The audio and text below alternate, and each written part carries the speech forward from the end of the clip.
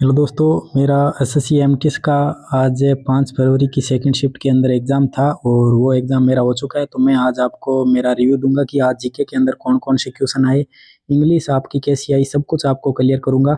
तो वीडियो को एंड तक ज़रूर देखना, जिससे आपको सारी चीज़ पता चल जाए कि कौन कौन से टॉपिक ज़्यादा आए हैं, जिससे आप आगे जिसका भी किसी भी शिफ्ट में एग्ज़ाम है तो वो उसको पढ़ सके और अपना रिवाइज कर सके। ठीक है, तो आज हम आपको सब कुछ बताएंगे, साथ में रीजनिंग और मैथ के बारे में भी बताएंगे कि इसके बारे में क्या कुछ आया था। तो क्योंकि आपके इसके अंदर जो मोस्टली सब्जेक्ट होते हैं वो आपके जीके और इंग्लिश ही होता है, क्योंकि इन्हीं दो सब्जेक्ट से आपकी मेरिट बनती है। और बाकी चैनल पर पहली बार आई है तो चैनल को सब्सक्राइब जरूर करें, क्योंकि आगे भी आपको कंटिन्यू रिव्यू देता रहूँगा। और बाकी मैं आपको बता देता हूँ, पैटर्न है वो चेंज जीके के अंदर है, वो बहुत बड़ा बदलाव है, वो भी मैं आपको बताऊँगा।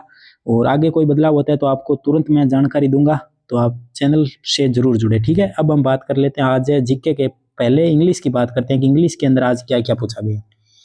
तो इंग्लिश आज वैसे आपकी ज़्यादा हार्ड नहीं थी। इंग्लिश के अंदर मैं बता दूं आपका क्या क्या आया। तो देखो, पहले हम बात करते हैं आपके पैसेज की। ठीक है, इसके 5 क्वेश्चन आए हैं आपके पैसेज के। ठीक है, तो ये आपको क्लियर हो गया, 5 क्वेश्चन पैसेज के आए थे। और पी क्यू आर एस आए थे आपके 2 क्वेश्चन थे, शायद पी क्यू आर एस के थे। ठीक है, और फिर हम बात करते हैं तो आपको वोकेब के अंदर आपको देखो, एक तो सिनोनिम पूछा गया था, एंटोनिम पूछा गया था, वन वर्ड पूछा गया था। ये चीज़ें आपको मैं बता रहा हूँ, ये चीज़ें आपके इंग्लिश के पार्ट के अंदर पूछी गई थी। ठीक है, और आइडियम पूछा गया था, और वन वर्ड मैंने आपको बता दिया। और जो वाक्य के अंदर एरर होता है वो फाइंड करना आपको, वो पूछा गया था 2 क्वेश्चन। ठीक है, तो इस हिसाब से हम बात करें इंग्लिश के अंदर, तो इंग्लिश आपकी ज़्यादा हार्ड नहीं थी, हम इसको इजी टू मॉडरेट ही कहेंगे। ठीक है, इजी टू मॉडरेट। बाकी आगे जिसका भी एग्जाम है तो ये चीज़ें आप ज़रूर पढ़े, क्योंकि पी क्यू आर एस थे वो थोड़े मतलब एक अच्छे लेवल के थे। बाकी आपके ज़्यादा जो वोकेब थी वो ऐसा कोई नया शब्द नहीं था जो मतलब नया देखने को मिला हो, बाकी प्रीवियस ईयर के आधार पर ही थी। और इंग्लिश ज़्यादा आपकी, मैं पहले क्लियर कर दूं, हार्ड नहीं थी आपकी इंग्लिश, इजी से मीडियम ही लेवल था। ठीक है, तो बाकी और कोई डाउट है तो आप कमेंट के अंदर पूछ सकते हो। बाकी जीके की हम बात करते हैं। जीके के मैं आपको सारे क्वेश्चन बता देता हूँ कि जीके के कौन कौन से क्वेश्चन आए हैं, जो मेरे को याद रहे हैं वो क्वेश्चन मैं आपको क्लियर कर देता हूँ। तो देखो, पहला क्वेश्चन आपका, एक क्वेश्चन ये था कि हिमालय और शिवालिक के बीच अनुदैर्ध्य घाटी को क्या कहा जाता है। हिमालय आपका और शिवालिक, इनके बीच जो घाटी होती है इसको क्या कहा जाता है, ये क्वेश्चन एक पूछा गया था। ठीक है, और एक क्वेश्चन था जो आपके पक्षियों का वैज्ञानिक नाम पूछा गया था। ठीक है, वैज्ञानिक नाम, ठीक है, ये आपका पूछा गया था। तो आगे आप वैज्ञानिक नाम जो भी किसी का भी है उसका रिवाइज कर ले एक बार।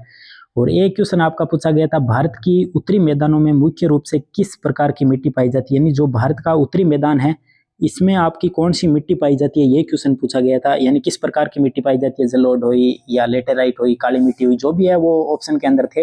तो किस हिसाब की मिट्टी पाई जाती है, ये क्वेश्चन पूछा गया था। ठीक है, और फिर हम बात करते हैं आपके, तो एक क्वेश्चन आपका जो भुगतान संतुलन के चालू खाते के अंतर्गत मुख्य रूप से किसका विवरण रखा जाता है, यानी चालू खाता इस प्रकार से एक क्वेश्चन था। ठीक है, चालू खाता से संबंधित क्वेश्चन था जिसमें किस प्रकार का विवरण रखा जाता है, इस टाइप का क्वेश्चन था। ठीक है, एक। और नेक्स्ट क्वेश्चन की हम बात करें तो वो था आपके 1857 की क्रांति से एक क्वेश्चन था। 1857 की क्रांति से जो क्वेश्चन था कि अंग्रेजों के बाद बहादुर शाह जफर को कैद करके कहाँ भेज दिया गया, इस टाइप का क्वेश्चन था। और बाकी नेक्स्ट क्वेश्चन था आपका, अंग्रेजों द्वारा भारत में भूमि अधिग्रहण जो अधिनियम है वो किस वर्ष पारित किया गया था, यानी भूमि अधिग्रहण जो आपका अधिनियम था वो कब पारित किया गया था, यानी हमसे सन पूछा गया था। तो ये आपको ध्यान रखना है।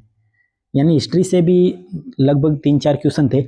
और फिर आपको मैं क्वेश्चन बताऊं तो नगर पालिकाओं का वर्णन किस भाग में है, यानी पॉलिटी से आपका क्वेश्चन पूछा गया था, जो नगर पालिकाओं से संबंधित था। ठीक है, नगर पालिकाओं का जो संबंध है वो किस भाग से है पॉलिटी के अंदर, ये क्वेश्चन पूछा गया था आपका आज। ठीक है, और नेक्स्ट हम बात करें जो आपके हिस्ट्री से पूछा गया था वो था चोल शिलालेख में वर्णित जो आपकी वेटी कर किस पर लिया जाता था, यानी इस प्रकार का एक कर था आपका, जो वेटी कर है वो किस पर लिया जाता था, जो आपके हिस्ट्री से संबंधित था। ठीक है, और नेक्स्ट हम बात करें तो फिर था वंजी किस प्राचीन राजवंश की राजधानी थी, यानी वंजी किस वंश की राजधानी थी, यह भी एक क्वेश्चन था। यानी हिस्ट्री का आज 4 से 5 क्वेश्चन देखने को मिले हैं, तो आप हिस्ट्री पर थोड़ा ज्यादा फोकस कीजिए। ठीक है, और नेक्स्ट हम बात करते हैं आपके जो था स्वतंत्र भारत में पहली बार जो 20 का नोट है ना, 20 रुपए का नोट, वो किस वर्ष है वो शुरू किया गया था, यानी सन पूछा गया था आपका, किस वर्ष शुरू किया गया था, तो ये आपका सन पूछा गया था। नेक्स्ट हम बात करते हैं आपके, तो एक क्वेश्चन था आपका सोरठी लोक परंपरा, कौन सा था, सोरठी लोक परंपरा, ठीक है। इससे क्वेश्चन था कि और संगीत मुख्य रूप से किस क्षेत्र से संबंधित है, यानी ये जो संगीत है ये आपके किस भारत के किस क्षेत्र से संबंधित है, ये पूछा गया था, ठीक है। एक क्वेश्चन था आपका जो अरुणाचल प्रदेश और आपका गुजरात है, इसके दोनों के मध्य सूर्य उदय का जो अंतर है वो कितना है, यानी अरुणाचल के अंदर है आपको पता है सूर्य जल्दी उग जाता है और गुजरात के अंदर लेट उगता है, उदय होता है, तो आपको इसके बीच जो अंतर है वो पूछा गया था, ठीक है, कितना अंतर होता है, ऑलमोस्ट लगभग पूछा गया था, ठीक है।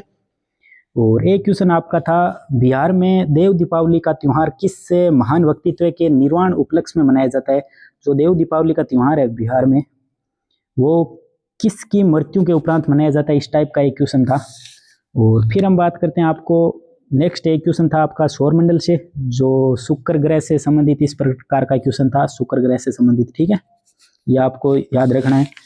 और फिर हम बात करते हैं साइंस से, एक क्वेश्चन था आपका, जो साइंस से क्वेश्चन था मतलब हृदय धड़कता है तो रक्त को पंप करता है, तो उस समय धमनियां में उत्पन्न होने वाली अधिकतम दबाव को क्या कहा जाता है, मतलब रक्त और धमनियां वगैरह, वहां से क्वेश्चन था आपका, ठीक है। और फिर हम बात करते हैं एक आपका उपन्यास पूछा गया था और उस उपन्यास का नाम क्या था, राइट, ये नोवेल उपन्यास पूछा गया था, ये किस, इसके लेखक कौन है, ये क्वेश्चन पूछा गया था। और फिर एक क्वेश्चन और बताऊं मैं आपको, तो वो था आपका रायबेस से भारत के किस स्थान की पारंपरिक जो आपकी मार्शल युद्ध कला है वो किस स्थान की, ये क्वेश्चन पूछा गया था आज, ठीक है। और फिर हम बात करते हैं आपका सांजी मुख्य रूप से किस राज्य या क्षेत्र की प्रसिद्ध लोक कला है, ये पूछा गया था।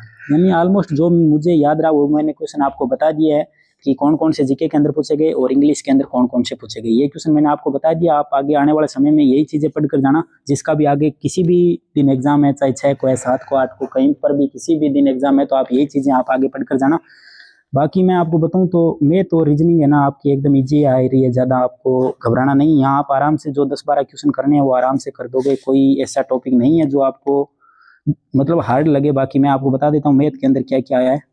मैथ के अंदर आपका साधारण ब्याज से क्वेश्चन था आज, और एवरेज से क्वेश्चन था आपका, और फिर हम बात करें तो आपका रेलगाड़ी से क्वेश्चन था, और फिर मैं आपको बताऊं तो प्रतिशत से क्वेश्चन था, लाभ हानि से क्वेश्चन था, मेंसुरेशन से भी क्वेश्चन थे। बाकी अगर आपको मेंसुरेशन नहीं आती है तो कोई इस एमटीएस के अंदर ज़रूरत नहीं है, क्योंकि आपकी जो इंग्लिश और जीके है उसी के बेस पर आपकी है वो मेरिट बनती है, तो आपको ध्यान रखना है, ठीक है। तो ऑलमोस्ट आपने मुझे आपको रिव्यू दे दिया मेरा जो आज एग्जाम हुआ था उस बेस पर। तो बाकी आप चैनल से जुड़े रहना, आगे भी आपको कंटिन्यू रिव्यू देता रहूँगा। Thank you.